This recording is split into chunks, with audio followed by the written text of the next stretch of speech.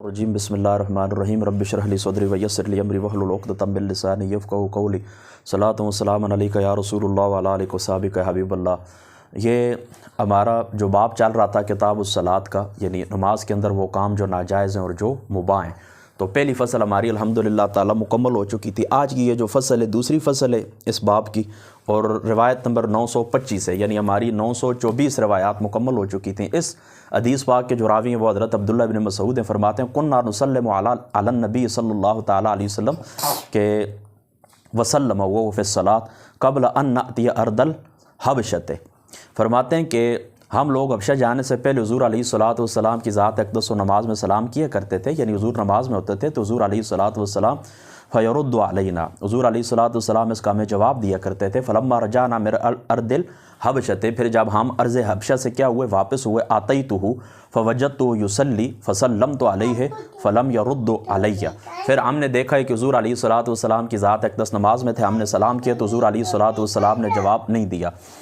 हत्ता इज़ा क़दा सलातु, यहाँ तक कि हुज़ूर अलैहिस्सलातु वस्सलाम की ज़ात अक़दस ने नमाज मुकम्मल फरमा ली। क़ाल इन्नल्लाह युहदिसु मिन अम्रिही, अल्लाह ताला अपने अहकाम में जो चाहता है अल्लाह ताला बयान फरमाता रहता है, यानी तब्दीली आती रहती है। मा यशाउ, देखें अभी लेटेस्ट अभी थोड़ी देर पहले अबू दाऊद शरीफ से एक रिवायत मेरी नज़रों से गुजरी है कि हुज़ूर अलैहिस्सलातु वस्सलाम की ज़ात अक़दस ने फरमाया, यानी उस रिवायत के अल्फाज ये ना कि ये नमाज 3 प्रोसेस से गुजरी है, ठीक है। तो ये तब्दीलियाँ होती रहती हैं। कुल्ल यौमिन हुवा फ़ी शान, अल्लाह ताला की ज़ात अक़दस रोज़ा नहीं अपनी जिस तरह उनकी शान के ला के अल्लाह ताला की ज़ात अक़दस अहकाम नाज़िल फरमाते रहते हैं। किसी को पस करते हैं, किसी को अल्लाह ताला की ज़ात अक़दस बुलंद करते हैं, किसी को ज़िंदगी देते हैं, किसी को मौत अता फरमाते हैं, किसी को बीमारी में मुब्तला फरमाते हैं, किसी को सेहत अता फरमाते हैं, नए अहकाम नाज़िल फरमाते रहते हैं। ज़ाहिर सी बात है कि वो नुज़ूल कुरान का ज़माना था। व इन्न मिम्मा अहदस अल्ला ततकल्लमु, अब जो हुक्म नाज़िल हुआ अल्ला ततकल्लमु फ़िस सलात, नमाज के अंदर आप कलाम नहीं करना। फ़रद्दा अलैहिस्सलाम वक़ाल इन्नमस्सलातु लिक़िराअतिल कुरान, ये जो नमाज होती है किसके लिए होती है? लिक़िराअतिल कुरान, कुरान की तिलावत के लिए होती है। व ज़िक्रिल्लाह, और अल्लाह ताला के ज़िक्र के लिए होती है। फ़इज़ा कुन्त फ़ीहा फ़लयकुन ज़ालिका शअनुका, जब तुम नमाज के अंदर हो तो फिर बेहतर यही है कि तुम अल्लाह ताला का ज़िक्र करो, यानी कुरान और अल्लाह ताला का ज़िक्र। नमाज इसके लिए, नमाज अब नमाज के अंदर वो जो गुफ्तगू करने की इजाज़त थी या सलाम दुआ की जो इजाज़त थी, तो अब उसका हुक्म क्या हो गया? ख़त्म हो गया, ठीक है। तो ये रवायत मैंने इसलिए जल्दी जल्दी पढ़ के सिर्फ तर्जुमा की है कि चूँकि ये रवायत पीछे गुजर चुकी है, दोबारा इसको अलग बयान करने की ज़रूरत नहीं है। आगे बढ़िए। वान इब्न उमर, हज़रत इब्न उमर रज़ियल्लाहु ताला अन्हु फरमाते हैं, क़ाल कुन्तु लिबिलाल, मैंने हज़रत बिलाल से पूछा, कैफ़ कान नबी सल्लल्लाहु ताला अलैहि वसल्लम यरुद्दु अलैहिम, कि हुज़ूर अलैहिस्सलातु वस्सलाम किस तरह सलाम का जवाब देते थे। हीन कानु युसल्लिमूना अलैहि व फ़िस सलात, जिस वक्त आप सलाम करते थे और हुज़ूर अलैहिस्सलातु वस्सलाम नमाज के अंदर होते थे। क़ाल युशीरु बियदिही, हुज़ूर अलैहिस्सलातु वस्सलाम की जो ज़ात मुक़द्दस है वो इशारे से जवाब देते थे, हाथ के इशारे से, यानी हाथ से हुज़ूर अलैहिस्सलातु वस्सलाम की जो ज़ात मुक़द्दस है नमाज के अंदर हुज़ूर अलैहिस्सलातु वस्सलाम सलाम का जवाब हाथ के इशारे से दिया करते थे। याद रखें ये वही रवायत है, यानी उसी ज़माने के बात है कि जब अभी ये हुक्म नाज़िल नहीं हुआ था, अभी ये अल्लाह ताला की ज़ात अक़दस ने ये हुक्म नाज़िल नहीं फरमाया कि अब नमाज के अंदर तुमने सलाम का जवाब नहीं देना है। तो ये वही ख़फ़ी के ऊपर भी देखें बहुत बड़ी दलील है कि हुज़ूर अलैहिस्सलातु वस्सलाम के ऊपर जिब्रील अलैहिस्सलातु वस्सलाम जिस तरह कुरान नाज़िल फरमाते थे, इस तरह वही ख़फ़ी यानी सुन्नत भी हुज़ूर अलैहिस्सलातु वस्सलाम के ऊपर नाज़िल फरमाई जाती थी। वरना देखें ना, इन बातों का जिक्र कुरान के अंदर तो कहीं पर भी नहीं है कहीं पर कुरान के अंदर इन बातों का जिक्र। कुरान पाक के अंदर वो जो अल्लाह ताला फरमाते हैं बनु नज़ीर के मुतालिक ना, कि बनु नज़ीर के मुतालिक अल्लाह ताला ने फरमाया ये जो दरख्त इनके बाहर से काटे गए, ये जो जड़ों के ऊपर रह गए, इनका भी अल्लाह ने हुक्म दिया, और जो जड़ों से काट दिए गए ये भी अल्लाह के हुक्म से। तो बताएं ये कि कुरान पाक के अंदर कहीं है अल्लाह ताला को हुक्म नाज़िल फरमाया, अल्लाह ताला ने कोई आयत है नहीं ना, तो इसका मतलब क्या है? वही ख़फ़ी इसी को कहते हैं। तो हुज़ूर अलैहिस्सलातु वस्सलाम ने इसी तरह फरमाया कि अबू दाऊद शरीफ के अल्फाज हैं कि फरमाया अल्लाह ताला ने मुझे कुरान और उसकी मिसल अता फरमाई, यानी सुन्नत अता फरमाई। तो जिस तरह जिब्रील अमीन कुरान लेकर नाज़िल होते थे, इसी तरह सुन्नत लेकर नाज़िल होते थे। गालिबन मुहद्दिस देलवी ने मदारिजुन नबुव्वह के अंदर और दीगर उलमा मुहद्दिसीन ने भी लिखा है कि 24,000 मरतबा जिब्रील अमीन मोहम्मद मुस्तफ़ा सल्लल्लाहु ताला अलैहि वसल्लम आपकी ज़ात अक़दस के पास आए। और ज़ाहिर सी बात है कि कुरान पाक की जो आयात बय्यनात है वो 6264 है, या बाज़ अक़वाल के मुताबिक 6666 है। बहरहाल चलो वो कौन सही है कौन वो उसकी तरफ तो मैं नहीं जाता, सिर्फ इतना है कि चलो हर आयत के साथ एक दफ़ा भी आए ना तो ये 6000 और कुछ बनता है ना। 24,000 मरतबा जिब्रील अमीन हुज़ूर के पास आए, क्यों आए? इसी तरह यह आए कि जिस तरह कुरान लेकर आते थे इस तरह दीगर अहकाम भी सुन्नत जिसको वही ख़फ़ी कहते हैं वो लेकर आते थे, ठीक है। تو اب دیکھیں نا یعنی حضور علیہ الصلوۃ والسلام کو اللہ تعالیٰ نے یہ بتایا کہ اب نماز کے اندر یہ رعایت تھی، اب یہ رعایت ختم ہو گئی ہے، تو سلام کا جو جواب دیا جاتا تھا کس طرح دیا جاتا تھا؟ سلام کا جواب دیا جاتا تھا اشارے سے، ہاتھ کے اشارے سے۔ اور یاد رکھیں کہ اب بھی بعض شارحین نے اس حدیث پاک کی شرح کے اندر لکھا ہے کہ سر اور آنکھ کے اشارے سے اگر کوئی آتا ہے، آپ نماز کے اندر ہیں تو سر کے وہ آپ کو سلام کر ہی دیتا ہے، تو سر کے اشارے سے معمولی سا آپ اپنے سر کو ہلا دیں یا آنکھ کے اشارے سے آپ اس کو سلام کا جواب دے دیں تو کوئی بات بھی نہیں ہے۔ بہرحال بہتر، افضل اور اعلیٰ یہ ہے کہ آپ اس طرح کے کسی قسم کا سلام کا جواب ہاتھ سے تو دے ہی نہیں سکتے، سر کے اشارے سے بھی سلام کا جواب، سر کے اشارے سے بھی سلام کا جواب ٹھیک ہے نہیں دیں گے، ٹھیک ہے۔ تو آگے بڑھیے۔ وان رفاع یہ فرماتے ہیں کہ یہ رفاع بن رافع رسول اللہ کے صحابی قال صلیت خلف رسول اللہ صلی اللہ تعالیٰ علیہ وآلہ وسلم، میں نے حضور علیہ الصلوۃ والسلام کی ذات اقدس کے پیچھے نماز پڑھی، فاعطست فقلت الحمد للہ حمدا کثیرا طیبا مبارکا فیہ مبارکا علیہ کما یحب ربنا ویرضی۔ فرمایا یہ الفاظ میں نے ادا کیے کہ مجھے اس طرح ہوا آرام سے بیٹھے، مجھے اس طرح ہوا کہ یہ چھینک آ گئی اور چھینک کے اندر میں نے اس طرح کیا کہ یہ الفاظ میں نے ادا کیے۔ کون سے؟ یعنی نماز کے اندر مجھے چھینک آئی اور میں نے الحمدللہ حمدا کثیرا طیبا مبارکا فیہ مبارکا علیہ کما یحب ربنا ویرضی، یہ میں نے الفاظ کہے۔ فلما صلی رسول اللہ صلی اللہ تعالیٰ علیہ وسلم انصرف، جب حضور علیہ الصلوۃ والسلام نماز مکمل فرما چکے، انصرف حضور علیہ الصلوۃ والسلام نے سلام پھیر دیا۔ فقال من المتکلم فی الصلاۃ، حضور علیہ الصلوۃ والسلام نے پوچھا کہ اب بتائیں کہ نماز کے اندر کس نے بات کی تھی؟ فلم یتکلم احد، کسی نے کچھ بھی نہیں کہا۔ ثم قال لها الثانی، حضور نے دوبارہ کہا فلم یتکلم احد ثم قال لها الثالثہ فقال رفاع انا یا رسول اللہ صلی اللہ علیہ وسلم۔ جس وقت تیسری دفعہ حضور علیہ الصلوۃ والسلام کی ذات اقدس نے پوچھا تو میں نے کہا انا یا رسول اللہ صلی اللہ تعالیٰ علیہ وسلم، میں نے کہا ہے اللہ تعالیٰ کے رسول۔ فقال رسول اللہ صلی اللہ تعالیٰ علیہ وآلہ وسلم والذی نفسی بیدی لقد ابتدرها بدعۃ وثلاثون ملکا ایہم یصعد بها۔ فرمایا اللہ تعالیٰ کی عزت کی قسم کہ میں نے 30 فرشتوں کو دیکھا ہے، 30 فرشتوں کو، انہوں نے جلدی کی ہے کہ کون ان الفاظ کو لے کر اللہ تعالیٰ کی، یعنی اس کے ثواب کی طرف اشارہ ہے، یعنی یہ جو کلمات اتنے عظیم ہیں کہ 30 فرشتوں نے جلدی کی ان کو لے کر اللہ تعالیٰ کی بارگاہ میں ہم پہنچا دیں۔ سمجھ گئے نا آپ اس بات کو؟ تو اس بات سے کیا ثابت ہوتا ہے؟ اس بات سے یہ ثابت ہوتا ہے کہ نماز کے اندر اگر چھینک آ جائے تو بعض علماء تو یہ فرماتے ہیں کہ دل کے اندر ہی الحمدللہ اگر وہ کہے تو کوئی بات بھی نہیں، اور اکثر علماء کا یہاں پر محدثین نے یہی کچھ کہا ہے، چونکہ فقہاء کی آراء مجھے یہاں پر معلوم نہیں ہے اور میرے ذہن کے اندر نہیں کہ کیا ہے، بہرحال اکثر محدثین نے یہاں پر اس کی شرح کے اندر لکھا ہے کہ اجازت ہے۔ ملا علی قاری صاحب رحمۃ اللہ تعالیٰ علیہ آپ نے بھی لکھا ہے، محدث دہلوی صاحب رحمۃ اللہ تعالیٰ علیہ آپ نے بھی اشرۃ اللمعات کے اندر لکھا ہے کہ فرماتے ہیں اگر وہ اس طرح کے چھینکنے والا اگر اس کو چھینک آ گئی اور الحمدللہ اگر اس نے کہہ دیا ہے تو اس کی نماز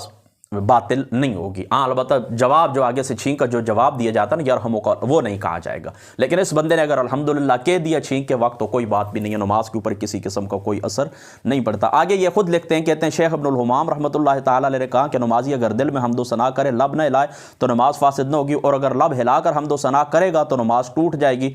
اور شیخ جو ہیں یعنی حضرت شیخ ابن الامام، یہ فتح القدیر شرح ہے نا اس کی ہدایت شریف کی، تو فرمایا اس کی شرح کے اندر یہ لکھتے ہیں اس حدیث پاک کا یہ جواب دیتے ہیں کہ یہ حدیث پاک اس وقت سے تعلق رکھتی ہے جب کہ نماز میں ابھی گفتگو کرنے کی ممانعت نہیں ہوئی تھی۔ یعنی دیکھیں نا یہ جو الحمدللہ چھینک آتے وقت اس شخص نے کہا تو فرمایا اس کی اجازت جو لوگوں نے دے دیے تو یہ اجازت نہیں بنتی، کیونکہ یہ اس زمانے سے تعلق رکھتی ہے کہ جس زمانے کے اندر نماز کے اندر سلام کلام کی اجازت ہوتی تھی۔ ٹھیک ہے، اب سمجھ گئے نا آپ نے؟ تو یہ احناف کی طرف سے جواب ہے۔ تو دیکھیں یہ شیخ ابن الامام کے حوالے سے یہ بات معلوم ہو گئی کہ وہ اب بھی کہتے ہیں کہ الحمدللہ اگر کوئی کہے گا بلند آواز سے کہے گا، یعنی دل کے اندر اگر کہے نا الحمدللہ تو پھر تو کوئی بات بھی نہیں، لیکن آواز سے کہے گا تو وہ کہتے ہیں اس کی نماز ٹوٹ جائے گی۔ حدیث پاک کا جواب یہ فقہاء احناف یہ دیتے ہیں کہ یہ اس زمانے سے تعلق رکھتی ہے کہ جس زمانے کے اندر نماز کے اندر سلام کرنے کی اجازت تھی۔ وعن ابی ہریرہ قال قال رسول اللہ صلی اللہ علیہ وسلم التصاعب فی الصلاۃ من الشیطان فاذا تصاعب احدکم فلیکظم ما استطاع۔ حضرت ابو ہریرہ فرماتے ہیں رسول اللہ نے فرمایا نماز میں جمائی شیطان کی طرف سے ہے، جب تم میں سے کسی کو جمائی آئے تو بقدر استطاعت کیا کرے، اسے روکے۔ دیکھیں نا یہ جو جمائی ہے یہ سستی کی علامت ہوتی ہے، اس وجہ سے اس کی نسبت شیطان کی طرف کر دی گئی ہے، جبکہ اس کے چھینک جو ہے وہ پسندیدہ ہونے کی وجہ یہ کہ یہ قوت دماغ اور فرح اور نشاط کی علامت ہوتی ہے۔ ٹھیک ہے، تو یہ جو چھینک ہے نا یہ پسندیدہ ہے اور جو جمائی ہے وہ ناپسندیدہ ہے۔ اور یہ اس طرح شیطان کی طرف اس کی نسبت اسی وجہ سے کی گئی ہے۔ تو اس میں کیا کرنا چاہیے کہ جماعی آئے تو بقدر طاقت آپ اسے روکیں، یعنی اپنے یہ جو دو ہونٹ ہیں نا، ملا علی قاری صاحب نے شط اللمعات کے اندر لکھا، ان کو آپ بند کر دیں، اور اگر آپ اس طرح کریں یا پھر اس طرح کہ یہ ہاتھ اس طرح کر کے اپنے منہ کے اوپر رکھ لیں، یعنی یہ جو ہاتھ کا نچلا حصہ ہوتا ہے یہ آپ اپنے منہ کے اوپر، یعنی ہاتھ کا جو اوپر والا حصہ ہے نا یہ آپ اپنے، یعنی ایک تو ہتھیلی ہے نا، یہ اندرونی حصہ یہ نا، یہ اوپر والا جو حصہ یہ آپ اپنے منہ کے اوپر رکھ لیں۔ وان کعب ابن حجرۃ قال قال رسول اللہ صلی اللہ تعالی علیہ وآلہ وسلم اذا توضأ احدکم فاحسن وضوءه ثم خرج عامدا الى المسجد فلا يشبكن بين اصابعه فانه في الصلاۃ۔ حضرت کعب ابن حجرہ رضی اللہ تعالیٰ عنہ فرماتے رسول اللہ نے فرمایا جب تم میں سے کوئی شخص وضو کرے اور اچھے طریقے سے وضو کرے پھر مسجد جانے کے ارادے سے نکلے تو انگلیوں میں انگلیاں نہ ڈالے، کیونکہ وہ نماز میں، یعنی حکماً وہ نماز کے اندر ہی، حقیقتاً تو وہ نماز کے اندر نہیں ہے، لیکن جس وقت دیکھیں نا یہ بھی نماز کے آداب ہیں اور یہ معتم بشان عبادت ہے نا، تو اس کے لیے جس وقت چل کے بھی جائیں نا تو آپ وقار کے ساتھ چل کے جائیں۔ یہ اس طرح ہاتھوں میں انگلیاں ڈالنا یہ لو لاب کے طور کے اوپر یہ نہیں ہونا چاہیے، ویسے یہ ممانعت نہیں ہاتھوں کے اندر انگلیاں ڈالنا، یہ احتیاط کی علامت بھی ہے، یعنی بعض دفعہ تو اس طرح نہ بعض روایات سے یہ ثابت ہوتا ہے کہ یہ اس طرح کے یہ جو برائیاں ہوتی ہیں تو ان کے اوپر احتیاط کی علامت بھی ہے، اور اس لیے کتاب الفتن کے اندر حدیث پاک ہے کہ بہرحال چلو اس کو چھوڑ دیں 2 منٹ کے لیے، تو یہ بس اس طرح نا کہ ہاتھوں میں ہاتھ ڈالنا، انگلیوں میں انگلیاں ڈالنا یہ لو لاب کے طور کے اوپر نہیں ہونا چاہیے، یہ آداب کے خلاف ہے، ٹھیک ہے۔ تو گویا کہ آپ نماز کے اندر ہیں، لہٰذا سکون کے ساتھ، حیت کے ساتھ، وقار کے ساتھ، اچھے انداز کے چل آپ بالکل جس طرح بندہ نماز کے اندر ہوتا ہے نا اور بالکل وہ دائیں بائیں سے بے خبر ہوتا ہے، کسی قسم کے کھیل کود نہ کپڑوں کے ساتھ کرتا ہے نہ ہاتھوں کے ساتھ کرتا ہے، تو بالکل جس وقت وضو کر کے آپ نماز کے ارادے سے مسجد کی طرف چل پڑتے ہیں تو گویا کہ آپ نماز میں ہوتے ہیں، تو آپ اس طرح کریں کہ پھر یہ کام آپ نہ کریں، ٹھیک ہے۔ تو یہ چیز خشوع اور خضوع کے کیا ہے مناسب نہیں ہے۔ وعن ابی ذر قال قال رسول اللہ صلی اللہ تعالی علیہ وسلم لا یزال اللہ عز وجل مقبلا علی العبد وهو فی صلاۃ ما لم یلتفت فاذا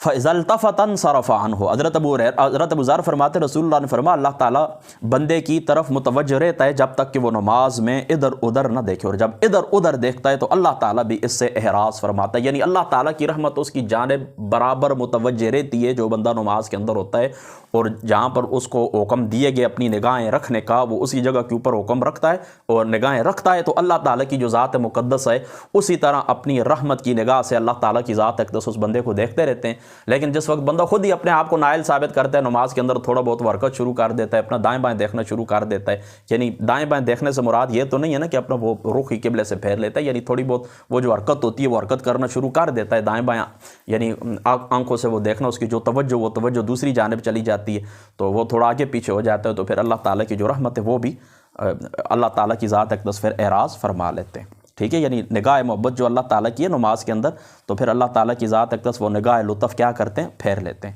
ترمذی شریف کے اندر حضرت انس سے ایک حدیث روایت کی اور امام ترمذی نے اسے صحیح قرار دیا کہ بندہ جب نماز میں کھڑا ہوتا ہے تو اللہ تعالیٰ اپنی عزت اور کرامت والے چہرے سے اس کی طرف متوجہ ہوتے ہیں جیسا اس کی شان کے لائق ہے، اور جب بندہ نماز میں خدا تعالیٰ کی طرف متوجہ ہونے کی بجائے ادھر ادھر اپنا دھیان منتشر کرتا ہے تو اللہ تعالیٰ کی ذات اقدس فرماتے ہیں آدم کے بیٹے تو کسے دیکھتا ہے، مجھ سے بہتر کوئی اور ہے، مجھے چھوڑ کر تو اس کی طرف متوجہ ہوتا ہے، اپنا رخ میری طرف کر۔ جب بندہ یہ فرمانے پر دوسری بار بھی اس کی طرف متوجہ نہیں ہوتا تو اللہ تعالیٰ پھر اس طرف فرماتا ہے، تیسری بار پھر اللہ تعالیٰ یہی فرماتے ہیں، اور بندہ اگر متوجہ نہیں ہوتا تو اللہ تعالیٰ کی ذات اقدس کیا کرتے ہیں، اپنا رخ انور یعنی اپنی وہ محبت اور نگاہ کی محبت اور لطف کی جو نگاہ وہ اللہ تعالیٰ کی ذات اقدس پھیر لیتے ہیں۔ لہٰذا نماز پورے خشوع اور خضوع کے ساتھ اور توجہ کے ساتھ آپ پڑھیں، دائیں بائیں اپنی توجہ نہ لے کر جائیں، دائیں بائیں اپنی نگاہوں کو نہ لے کر جائیں، ویسے بھی یہ مکروہ ہے۔ آگے بڑھی حضرت انس ان النبی صلی اللہ تعالیٰ علیہ وسلم قال یا انس اجعل بصرک حیث تسجد، اے انس اپنی نگاہ اے انس اپنی نگاہ سجدہ گاہ پر رکھ، یعنی جس وقت تو کھڑا ہوتا ہے نا نماز کے لیے تو تیری نگاہ کہاں پر ہونی چاہیے، تیری نگاہ ہونی چاہیے سجدے والی جگہ کے اوپر۔ یہاں پر ایک بات یاد رکھیں، یہاں پر ظاہر حدیث سے یہ معلوم ہوتا ہے کہ ساری ہی نماز کے اندر نگاہ جو ہوتی ہے تو وہاں پر کہاں پر ہونی چاہیے، سجدے والی جگہ کے اوپر ہونی چاہیے، ساری نماز کے اندر نگاہ کہاں پر ہونی چاہیے، یعنی حدیث پاک کا ظاہر کیا ہے کہ سجدے والی جگہ کے اوپر ہونی چاہیے، اور امام شافعی صاحب رحمۃ اللہ تعالی علیہ آپ کا عمل یہی ہے۔ لیکن اس طرح کہ یاد رکھیں کہ اس کی ضمن کے اندر یہ علماء فرماتے ہیں، اور بالخصوص امام طیبی رحمۃ اللہ تعالی علیہ آپ نے لکھا ہے، آپ فرماتے ہیں کہ اس طرح کہ نماز کے اندر جس وقت آپ کھڑے ہوتے ہیں نا، نماز کے اندر جس وقت آپ کھڑے ہوتے ہیں تو کھڑے قیام کے وقت آپ کی جو نگاہ ہے تو یہ سجدے والی جگہ کے اوپر ہونی چاہیے۔ جس وقت آپ رکوع کرتے ہیں تو آپ کی جو نگاہ آپ کے قدموں کے اوپر ہونی چاہیے۔ جس وقت آپ سجدہ کرتے ہیں تو آپ کی نگاہ اس ناک کے اوپر ہونی چاہیے۔ جس وقت آپ اتحیات بیٹھتے ہیں تو آپ کی نگاہ آپ کی گود کے اندر ہونی چاہیے۔ اور پھر آگے تھوڑا سا اور اضافہ بھی ہے، بعض شروعات کے اندر ملا علی قاری صاحب رحمۃ اللہ تعالی علیہ آپ اٹھا کر دیکھیں،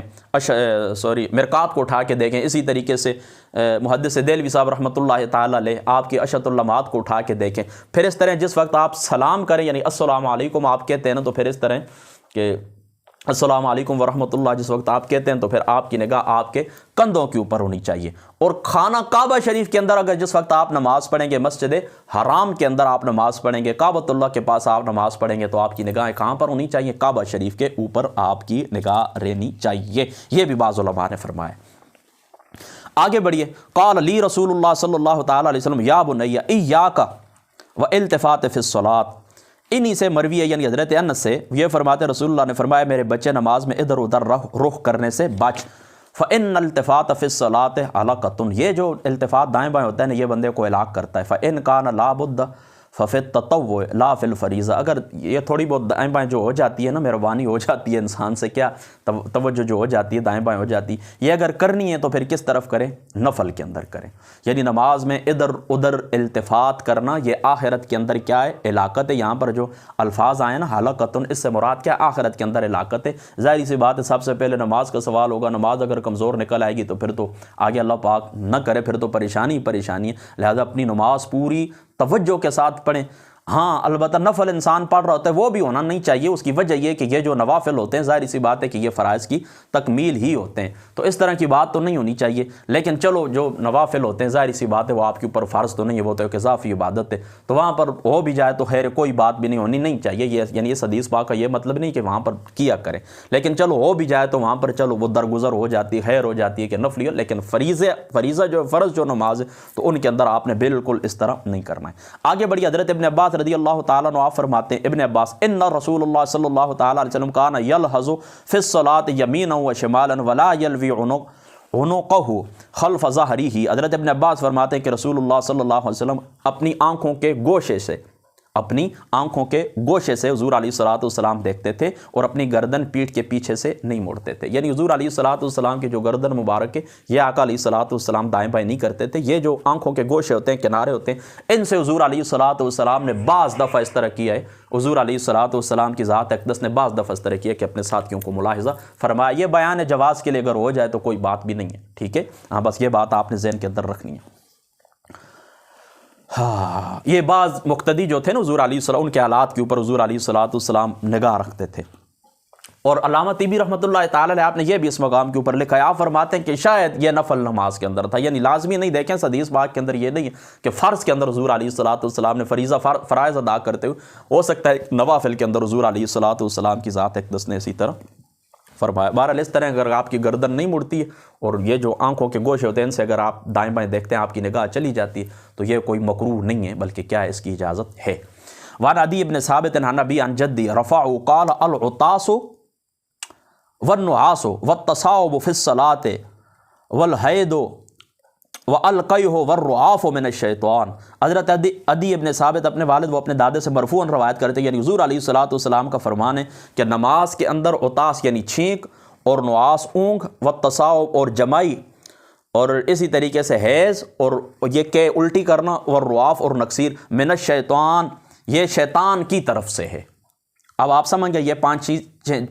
چھ چیزیں جو گنوائی گئی ہیں، 5 چیزیں، تو یہ اگر نماز کے اندر ہوں اس قسم کے معاملات آ جائیں، یعنی چھینک آ جائے، اونگ آ جائے، جمائی آ جائے، اسی طریقے سے خواتین ہیں ان کو حیض آ جائے، اسی طریقے سے کہ یعنی الٹی آ جائے، نکسیر آ جائے، تو فرما من الشیطان، یہ شیطان کی طرف سے۔ اب یہاں پر دیکھیں تھوڑی سی بات آپ ذہن کے اندر رکھیں، یہ ایک سوال یہاں پر یہ پیدا ہوتا ہے، آپ کے ذہن کے اندر بھی یہ پیدا ہوتا ہے اور محدثین نے بھی یہ سوال اٹھایا تھے، آخر یہ جو چیزیں یعنی ایک دم حیض شروع ہو گیا، ایک دم الٹی آ گئی، ایک دم کہ آ گئی، اسی طریقے سے جمائی آ گئی، یہ دیکھیں یہ تو فطری امور ہے، ان کے اوپر تو انسان کا کنٹرول نہیں ہے، تو پھر ان کو شیطان کی طرف سے کیوں کہا گیا؟ یہ سوال ہے آپ ذہن کے اندر رکھیں کہ یہ دیکھیں یہ فطری بات ہے نا۔ اب الٹی کے اوپر بھی آپ کا کیا ہے، وہ نہیں ہے، اگر آ گئی ایک دم اسی طریقے سے نقصیر آ گئی، آپ کا کنٹرول تو نہیں ہے، تو فطری امور ہے، طبی امور ہیں، تو یہ ہو جاتے ہیں، تو ان کو شیطان کی طرف سے کیوں کہا گیا ہے؟ یہاں پر ملا علی قاری صاحب رحمۃ اللہ تعالی علیہ آپ فرماتے ہیں اس مقام کے اوپر، یہ آپ کی کتاب ہے مرقات شریف اور اس کی یہ جلد نمبر 3 ہے، اس حدیث پاک کے ضمن کے اندر ملا علی قاری صاحب رحمۃ اللہ تعالی علیہ فرماتے ہیں قال القاضی، یعنی قاضی فرماتے ہیں، یعنی من الشیطان اس کی اب تفسیر کے اندر فرما قال القاضی اضاف هذه الاشیاء الی الشیطان، ان کی یعنی ان اشیاء کی نسبت شیطان کی طرف کیوں کی گئی ہے؟ لانه يحبها ويتوسل بها الى ما يبتغيه من قطع الصلاۃ، سمجھ گئے نا آپ اس بات کو؟ والمنع عن العبادت لانها تغلب في غالب الامر من شر الطعام الذي هو من اعمال الشیطان، وزاد الطرپشی ومن ابتغاء الشیطان الحیلولۃ بین العبد وبین ما ندب الیہ من العذور بین یدی اللہ والاستغراق في لذة المناجات، وقال ابن حجر المراد من العطاس کثرته فلا ينافي الحبر السابق ان اللہ يحب العطاس لان محله في العطاس المعتدل، یعنی درمیانی جو چال ہوتی ہے نا، ایک تو اس طرح ہوتا ہے نا، یعنی جو عطاس ہوتی ہے نا، جو اس کو کیا کہتے ہیں کہ جمائی جو ہوتی ہے نا، جمائی یعنی عطاس جو ہے نا، عطاس اس کی پسندیدگی کی روایت بھی پیچھے گزر چکی ہے، بہرحال چلو میں یہ پہلے اس کو مکمل کر، وَهُوَ الَّذِي لَا يَبْلَغُ الثَّلَاثَ عَلَى التَّوَالِي، یعنی لگاتار اس طرح 3 آگے پیچھے اس طرح یہ جو نا چھینک ہوتی ہے، تو یہ لگاتار نہیں ہونی چاہیے، یہ بھی اعتدال کے اندر، یعنی یہاں جس روایت کے اندر اس کی پسندیدگی آئی ہے تو وہاں پر بھی یہ اعتدال کے اندر ہونی چاہیے، ایک آدھ ہونی چاہیے، مسلسل نہ ہو، ٹھیک ہے، آپ سمجھ گئے نا، یعنی اعتدال کے بدلیل انه يسن تشمیت حين بعفاق الله وشفاق الدال على ان ذلك مرض انتهى، والظاهر الجمع بين الحديثين بأن يحمل محبت اللہ تعالی العطاس مطلقاً على خارج الصلاة وقراءته مطلقاً فی داخل الصلاة، یعنی دیکھیں نا، وہ جو جس چیز سے اللہ تعالیٰ کی ذات اقدس، جہاں پر آتا ہے نا کہ اللہ تعالیٰ کی ذات اقدس چھینک سے محبت فرماتے ہیں، یہ فرماتے ہیں مطلقاً جو یہ خارج الصلاة ہے، اور جہاں پر یہ آتا ہے کہ یہ شیطان کی طرف سے یہ کہاں پر ہے؟ یہ داخل الصلاة، لأنه في الصلاة لا يخلو عن اشتغال بال به وهذا الجمع كان متعينا لو كان الحديثان مطلقين فكيف مع بہا فی هذا الحدیث۔ اب دیکھیں یہاں پر یہ جو عبارت میں نے پڑھی ہے ملا علی قاری صاحب رحمۃ اللہ تعالی علیہ، اس کی بس سادی سی بات آپ یاد رکھیں کہ یہ ان چیزوں کی طرف شیطان کی طرف نسبت اس لیے کی گئی ہے کہ یہ شیطان کی طرف سے نماز کے اندر، اس کی وجہ یہ کہ اس میں کوئی شک شبے کی گنجائش نہیں ہے کہ یہ طبی امور ہیں، انسان کا ان کے اوپر کسی قسم کا کوئی کنٹرول نہیں ہوتا، یہ فطری امور ہیں، طبی امور ہیں، اس میں کوئی شک شبے کی گنجائش نہیں ہے، لیکن شیطان کی طرف ان کی نسبت اس وجہ سے کی گئی ہے کہ شیطان رکاوٹ ڈالتا ہے، شیطان کے یہ ہتھیار ہیں، ان چیزوں سے یہ محبت کرتا ہے، اس کی وجہ یہ کہ نماز جو ہوتی ہے یہ اللہ تعالیٰ کی ذات اقدس سے مناجات ہے، نماز جو ہوتی ہے اللہ تعالیٰ کی ذات اقدس سے ملاقات ہے، اللہ تعالیٰ کی ذات اقدس سے راز و نیاز کی باتیں ہوتی ہیں، اللہ تعالیٰ کی ذات اقدس، جس طرح پیچھے جامع ترمذی شریف کی روایت میں آپ کو پڑھ کے سنا کے آیا ہوں کہ جس وقت بندہ نماز کے اندر ہوتا ہے تو اللہ تعالیٰ کی رحمت اس کی طرف متوجہ ہوتی ہے، تو بندے اور اللہ کے درمیان یہ جو ایک تعلق شروع ہو جاتا ہے نماز کے اندر، تو پھر ظاہری سی بات ہے اب شیطان کی کوشش کیا ہوتی ہے کہ میں کسی طریقے سے رکاوٹ ڈالوں، تو یہ جمائی کے ذریعے، اسی طریقے سے چھینک کے ذریعے جو مسلسل آنا شروع ہو جاتی ہیں، اسی طریقے سے دیگر یہ جو اسباب گنوائے گئے ہیں، ایسے بھی ظاہری سی بات ہے کہ جگہ کے اوپر نماز منقطع ہو جاتی ہے، تو اس طرح ان باتوں سے شیطان محبت کرتا ہے، ٹھیک ہے، لأنه يحبها ويتوسل بها الى ما يبتغيه من قطع الصلاة، یہ اس وجہ سے نماز قطع ہو جاتی ہے، یعنی یا تو مکمل ٹوٹ جاتی ہے حیض وغیرہ سے، اور یا اگر مکمل نہیں ٹوٹتی تو اس کے اندر جو چھینکیں آنا شروع ہو جاتے ہیں، جو جمائی آنا شروع ہو جاتی ہے، تو اس سے کیا ہوتا ہے، وہ جو خشوع ہوتا ہے، وہ جو خضوع ہوتا ہے، وہ جو مناجات ہوتی ہیں، وہ جو لذات ہوتی ہیں، تو وہ لذات کیا ہو جاتی ہیں، منقطع ہو جاتی ہیں،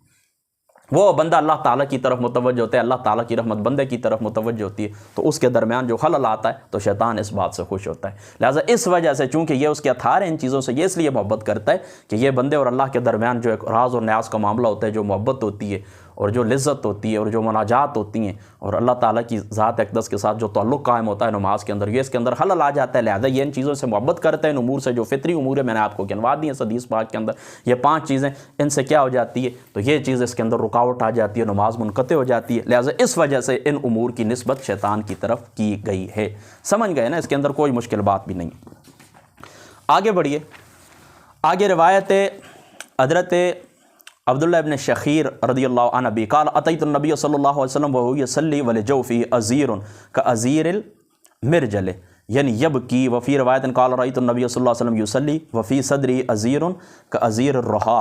من البقاء رواہ احمد۔ اچھا یہ فرماتے ہیں کہ عبداللہ بن یہ فرماتے ہیں اپنے باپ سے کہ رسول اللہ صلی اللہ علیہ وسلم کی خدمت اقدس کے اندر میں حاضر ہوا، حضور علیہ الصلوۃ والسلام نماز پڑھ رہے تھے اور آپ کے شکم مبارک میں آنڈی کی کھولن تھی، یعنی اس طرح آواز آ رہی تھی جس طرح وہ انڈی ابلتی ہے، یعنی آپ حضور علیہ الصلوۃ والسلام رو رہے تھے۔ اور ایک روایت کے اندر آتا ہے میں نے حضور کو نماز پڑھتے دیکھا، اس وقت آپ کے سینہ انور میں رونے سے چکی کے اندر جس طرح وہ گڑگڑاہٹ پیدا ہوتی ہے، جو آواز پیدا ہوتی ہے، اس طرح مجھے آواز آ رہی تھی، یعنی چکی کی گڑگڑاہٹ ایک روایت کے اندر آتا ہے اور ایک روایت کے اندر آتا ہے جس طرح انڈیاں ابل رہی ہوتی ہے، یعنی رو رہے تھے حضور علیہ الصلوۃ والسلام کی ذات مقدسہ۔ تو یاد رکھیں اس میں بھی طویل بحث محدثین نے کی ہے، نماز کے اندر جس وقت آپ جنت کے نعمتوں کا ذکر آتا ہے، اللہ تعالیٰ کے عذاب کا ذکر آتا ہے، تو اس کو یاد کر کے اگر آپ رو پڑھتے ہیں، آپ کی آنکھیں برسنا شروع ہو جاتی ہیں، تو اس میں اس طرح ہوتا ہے کہ نماز کے اندر اگر کوئی رکاوٹ نہ آئے، یعنی دیکھیں نا کچھ الفاظ آپ کے اچانک آپ کے وہ نکل گئے تو ظاہر سی بات ہے اس وقت تو نماز پھر فرق پڑتا ہے۔ لیکن اگر آپ صرف روتے ہیں اور رونے کی وجہ سے کیا ہے نماز کے اندر کسی قسم کا کوئی فرق نہیں پڑتا، ٹھیک ہے۔ اگر آپ کا رونا خوف خدا کی وجہ سے، وہ جو آیت کریمہ گزری ہے، جنت کا ذکر ہے، دوزخ کا ذکر ہے، اللہ تعالیٰ کو کوئی وعدہ ہے، وہ اللہ کی رحمت کو یاد کر کے، اسی طریقے سے اللہ تعالیٰ کے عذاب کو یاد کر کے آپ رو پڑیں اور آپ کی آنکھیں جاری ہو گئی ہیں نماز کے اندر، تو نماز کے اندر کوئی فرق نہیں پڑتا۔ لیکن محدثین نے اس حدیث پاک کے ضمن کے اندر لکھا ہے کہ اگر آپ کا رونا کسی دنیاوی وجہ سے ہے تو پھر نماز کے اندر خلل پڑتا ہے، یعنی دیکھیں نا کوئی دنیا کا آپ کو کام یاد آ گیا، کوئی مصیبت یاد آ گئی، کسی در سے آپ کرا کے رو پڑے تو پھر نماز کے اوپر کیا ہوتا ہے فرق پڑتا ہے۔ تو اس حدیث پاک سے یہ معلوم ہوتا ہے کہ حضور علیہ الصلوۃ والسلام نماز ادا فرمانے کے دوران حضور علیہ الصلوۃ والسلام روتے رہے۔ وعن ابی ذر قال قال رسول اللہ صلی اللہ تعالی علیہ وآلہ وسلم اذا قام احدکم الی الصلاۃ فلا یمسح الحصا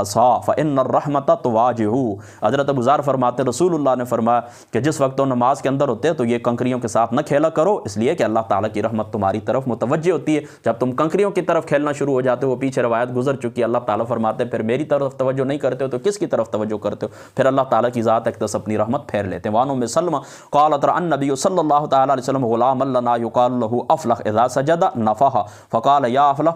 ترب وجہ کا۔ وہ افلح اس طرح وہ سجدے کے اندر گئے تو انہوں نے پھونک ماری کہ یہ جو مٹی ہے سائڈ کے اوپر ہو جائے نا، تو حضور علیہ الصلوۃ والسلام نے فرمایا نہیں، اسی آلود مٹی کے اندر ہی تو کیا کر سجدہ کر اور پھونک نہ مار۔ یہ بھی نماز کے اندر پھونکیں لگانا بھی کیا ہے مکروہ۔ وعن ابن عمر قال قال رسول اللہ صلی اللہ علیہ وسلم الاختصار فی الصلاۃ راحۃ اہل النار۔ حضرت ابن عمر فرماتے ہیں نماز میں کھوک پر ہاتھ رکھنا یہ اہل دوزخ کا آرام ہے۔ نماز کے اندر کھوک کے اوپر اس طرح ہاتھ رکھ لینا یہ اہل دوزخ کا آرام ہے۔ کیا مطلب اس طرح ہاتھ نماز کے اندر رکھنا کیا ہے؟ اہل دوزخ کے ساتھ ان کو کیوں تشبیہ دی گئی ہے کہ ایک تو محدثین نے اس مقام کے اوپر لکھا ہے کہ اس سے مراد یہ ہے کہ یہ جو یہود اور نصارہ ہیں تو یہ دوزخ کے اندر آرام کرنے کے لیے اس طرح کریں گے، یعنی دوزخ کے اندر آرام تو نہیں ہے لیکن وہ اپنے ذہن کے اندر یہ بات رکھیں گے کہ اس طرح اگر کریں تو ہمیں کچھ آرام مل جائے گا۔ اور ایک بعض محدثین نے لکھا ہے کہ نہیں، اس طرح نہیں ہے، بلکہ ان کو یہ کہا گیا کہ آل دوزخ سے مراد یہود اور نصارہ ہیں، وہ نماز کے اندر اس طرح کرتے ہیں، یعنی نماز کے اندر وہ اس طرح آرام کرنے کے لیے یہاں پر ہاتھ رکھ لیتے ہیں۔ اور تیسرے مقام کے اوپر یعنی بعض محدثین نے یہ بھی لکھا ہے کہ قیامت والا دن ہوگا جہاں پر سختی کا دن ہوگا، تو یہ جو آل دوزخ ہے نا، آل دوزخ تو یعنی یہود اور نصارہ یہ اس طرح کریں گے کہ اس میدان محشر کے اندر یہ لوگ کیا کریں گے، میدان محشر کے اندر اس طرح کھوک کے اوپر ہاتھ رکھیں گے۔ تو فرمایا ان دوزخ کی طرح آپ نے نہیں کرنا، نماز کے اندر آپ نے کھوک کے اوپر ہاتھ نہیں رکھنا، یہ بات بھی کیا ہے مکروہ ہے۔ وعن ابی ہریرہ قال قال رسول اللہ صلی اللہ علیہ وسلم اقتلوا الاسودین فی الصلاۃ الحیۃ والعقرب۔ حضرت ابو ہریرہ رضی اللہ تعالیٰ عنہ سے روایت فرماتے رسول اللہ نے فرمایا نماز کے اندر دو سیاہ چیزوں کو قتل کرو، سانپ کو اور بچھو کو، ایک ضرب سے دو ضرب سے۔ اگر سانپ اور بچھو سامنے آ گئے تو آپ اس کو ایک ضرب سے آپ نے مار دیا، دو ضرب سے آپ نے مار دیا، یا ایک قدم چل کے آپ نے اس کو مار دیا، دو قدم چل کے آپ نے اس کو مار دیا، تو کوئی بات بھی نہیں، نماز کے اندر کوئی کسی قسم کا خلل نہیں آتا، نماز ہو جاتی ہے۔ لیکن اگر اس طرح کے اس سے زیادہ ہے تو پھر آپ کی نماز ٹوٹ جاتی ہے، پھر آپ کو نماز نئے سرے سے پڑھنی پڑے گی، لیکن اس میں کسی قسم کا کوئی فرق نہیں آتا، یعنی کوئی گناہ والی بات نہیں۔ ویسے بندہ نماز شروع کر کے توڑ دے کہ چلو میں فلاں کھیل لیتا ہوں تو یہ تو بہت گناہ والی بات ہے، چلو بعد میں پڑھ لوں گا، یہ تو گناہ والی بات ہے۔ لیکن اگر اس طرح کی کوئی بات بھی نہیں ہے اور اس طرح کی یہ خطرناک چیزیں ہوتی ہیں، اور ظاہری سی بات ہے اس میں کوئی شک شبے کی گنجائش نہیں کہ یہ جو سانپ بچھو ہوتے ہیں یہ پھر فوراً چھپ بھی جاتے ہیں، اور ظاہری سی بات ہے یہ گھروں کے اندر یا مسجد کے اندر یا کہیں پر بھی ہوں یہ چھپ جائیں تو دوبارہ خطرہ ہوتا ہے کہ یہ کہیں باہر نکل آئیں اور ہمیں وہ کیا کہتے ہیں کہ نقصان نہ پہنچائیں، تو ظاہری سی بات ہے زہریلے تو ہمیں نقصان نہ پہنچائیں، تو اس وجہ سے بہتر یہ کہ فوراً ان کو نماز کے اندر ہی ایک ضرب سے دو ضرب سے آپ مار دیں، ایک قدم دو قدم چلنا پڑتا ہے تب بھی خیر کوئی بات بھی نہیں ہے۔ لیکن اگر آپ اس طرح نہیں کرتے، زیادہ کام ہو جاتا ہے، عمل کثیر ہو جاتا ہے، نماز توڑ بھی دیتے ہیں تو گناہ والی کوئی بات نہیں ہے۔ वन आयशा क़ालत कान रसूलुल्लाह सल्लल्लाहु अलैहि वसल्लम युसल्ली ततव्वुअन वल बाबु अलैहि मुग़लक़ुन फ़जिअतु फ़स्तफ़्तहु फ़मशा फ़फ़तह ली सुम्मा रजा इला मुसल्लाहु व ज़करतु अन्नल बाब कान फ़िल क़िबलति रवाहु अबू दाऊद। ये हज़रत आयशा रज़ियल्लाहु ताला अन्हा हज़रत आयशा रज़ियल्लाहु ताला अन्हा फरमाती हैं कि रसूलुल्लाह सल्लल्लाहु अलैहि वसल्लम नफल नमाज़ पढ़ रहे थे और दरवाज़ा आप पर बंद था। मैं आई, दरवाज़ा खुलवाया, यानी हुज़ूर अलैहिस्सलातु दरवाज़ा खटखटाया, आप चले और मेरे लिए आप चले हुज़ूर अलैहिस्सलातु वस्सलाम की ज़ात अक़दस चले। और फिर क्या कि हुज़ूर अलैहिस्सलातु वस्सलाम की ज़ात अक़दस ने, हुज़ूर की ज़ात अक़दस आप आगे आए और दरवाज़ा खोला, फिर अपने मुसल्ले की तरफ लौट गए। और आपने ये भी ज़िक्र किया कि दरवाज़ा किसकी जानिब था, दरवाज़ा क़िबले की जानिब था। देखें यहाँ पर भी कोई किसी किस्म की मुश्किल बात नहीं है कि हज़रत उम्मुल मोमिनीन वो छोटा सा एक रूम था, हुज़ूर अलैहिस्सलातु वस्सलाम क़िबले की जानिब भी दरवाज़ा था, उन्होंने दरवाज़ा खटखटाया और उनको मालूम नहीं था कि हुज़ूर अलैहिस्सलातु वस्सलाम नमाज़ के अंदर है। अगर उनको ये बात मालूम होती कि हुज़ूर अलैहिस्सलातु वस्सलाम नमाज़ के अंदर है तो फिर वह दरवाज़ा न खटखटाती। मुल्ला अली कारी साहब ने लिखा है कि ये जो है ना, ये बात जो है आदाब के ख़िलाफ़ है, उनको मालूम नहीं था। तो फिर हुज़ूर अलैहिस्सलातु वस्सलाम एक कदम या दो कदम चल के हुज़ूर ने एक हाथ से दरवाज़ा खोल दिया, कोई बात भी नहीं किसी किस्म की, ठीक है। ये अमले कलील है, इसके अंदर नमाज के ऊपर कोई फ़र्क नहीं पड़ता, ठीक है। बिल्कुल छोटा सा वो रूम था, छोटा सा कमरा था हुज़ूर अलैहिस्सलातु वस्सलाम का, जहाँ पर हुज़ूर एक या दो कदम चलने की बमुश्किल गुंजाइश थी। हज़रत तलक इब्न अली क़ाल क़ाल रसूलुल्लाह सल्लल्लाहु अलैहि वसल्लम इज़ा फ़सा अहदुकुम फ़ी सलात फ़लयंसरिफ़ वलयतवज़्ज़ा वलयुइद सलात। हज़रत तलक इब्न अली फरमाते हैं कि रसूलुल्लाह ने फरमाया, जब तुम में से किसी की नमाज में गैस खारिज हो जाए तो चाहिए कि वापस फिरे, वज़ू करे और अपनी नमाज लौटाए। नमाज के लौटाने का हुक्म याद रखें अफजलियत और औलवियत की बिना के ऊपर, ठीक है। और फ़िक़्ह के अंदर जो मज़कूर शराइत हैं, अगर वो शराइत पूरी की जाएँ तो नमाज वहीं से, यानी उसी नमाज के ऊपर, नमाज दोहराने की बजाय उसी नमाज के ऊपर बिना भी की जा सकती है। वान आयशा क़ालत क़ाल नबी सल्लल्लाहु अलैहि वसल्लम इज़ा अहदस अहदुकुम फ़ी सलाती फ़लयहुज़ बिअनफ़िही सुम्मा लियंसरिफ़। हज़रत आयशा फरमाती है रसूलुल्लाह ने फरमाया, जब तुम में से कोई नमाज में बेवुज़ू हो जाए तो चाहिए कि अपनी नाक पकड़ ले और वापस चला जाए। नाक पकड़ ले क्या मतलब है इसका, यानी लोगों को ये महसूस हो, यानी ये एक चीज़ है ना, देखें ये एक हया के ख़िलाफ़ बात है ना, तो ये इस तरह उसकी अगर इस तरह उसका मामला हो ही गया है तो यानी लोगों को पता नहीं चलना चाहिए कि इसके जिस्म से जो है गैस खारिज हो गई और ये वापस जाने लगा है, यानी लोगों को ये महसूस करवाना चाहिए कि ये जो इसकी नक्सीर छूट गई है, ठीक है। तो इस तरह वो क्या करे, वापस पलट जाए। तो इसमें इस तरह के हज़रत उमर रज़ियल्लाहु ताला अन्हु आपका भी एक वाक़या आता है इस तरह के, आपने एक शख्स को महसूस कर लिया कि इसका वज़ू नमाज के अंदर टूट गया गैस की वजह से, अब ये जानना नहीं चाहता या की वजह से, तो हज़रत उमर ने सबको कहा वो सारे वज़ू दोबारा करते हैं ताकि ये नूर नाला नूर हो। बड़ी शान की ये बात है। इस हदीस पाक के ऊपर थोड़े कुछ डाउट भी हैं कि इस तरह के फिर लोगों को तो ये बात, अब ज़ाहिर सी बात है हदीस पाक के अंदर ये बात आ गई है तो सबको मालूम है ना, किसी ने नाक के ऊपर हाथ रखा हो तो तब भी लोगों को तो ये बात मालूम है कि ज़ाहिर सी बात है कि इसकी गैस ही खारिज हुई है। तो इसका फिर क्या जवाब है, तो इसके अंदर कुछ डाउट है। बहरहाल चूँकि अभी अज़ानें मिलना शुरू हो गई, अब ज़्यादा हम नहीं जा सकते, इंशाअल्लाह ताला ज़िंदगी रही तो आखिरी आप रवायत पढ़ते हैं और इसकी शरह इंशाअल्लाह ताला मैं बाद में तफसीली तौर के ऊपर आपको बता दूंगा। बहरहाल फिर भी इसी तरह आपको करना चाहिए, लोगों को पता है या नहीं, बस इस तरह करें, नाक के ऊपर हाथ रख लें ताकि महसूस इस तरह हो कि चलो नक्सीर फूट गई और वो बंदा वापस आ जाए। अन अब्दुल्लाह इब्न उमर, हज़रत अब्दुल्लाह इब्न उमर फरमाते क़ाल क़ाल रसूलुल्लाह सल्लल्लाहु अलैहि वसल्लम इज़ा अहदस अहदुकुम वक़द जलस फ़ी आखिर सलाती क़ब्ल अन युसल्लिम फ़क़द जाज़त सलातुहु। हज़रत अब्दुल्लाह इब्न उमर फरमाते हैं और रसूलुल्लाह ने फरमाया, जब तुम में से किसी का वज़ू टूट जाए और नमाज के आखिरी कायदा में बैठ चुका और अभी सलाम न फेरा तो उसकी नमाज दुरुस्त हो गई है, ठीक है, यानी इसकी नमाज पूरी हो गई। ये इमाम आज़म अबू हनीफ़ा रज़ियल्लाहु ताला अन्हु आपके मज़हब के मुवाफ़िक है कि इनके नज़दीक अल्फाज सलाम से नमाज से बाहर आना फ़र्ज़ नहीं, यानी अस्सलामु अलैकुम व रहमतुल्लाह ये कहना ज़रूरी नहीं है। और इमाम शाफ़ी साहब रहमतुल्लाह ताला अलैह आपके नज़दीक फ़र्ज़ है, मगर हुरूज बिसुन्नह जो इमाम आज़म अबू हनीफ़ा के नज़दीक फ़र्ज़ है। लिहाजा यहाँ पर जो वज़ू टूट जाता है ना, तो इस वज़ू टूटने को कसदन वज़ू तोड़ने के ऊपर अमल किया जाएगा, ठीक है, ताकि ये जो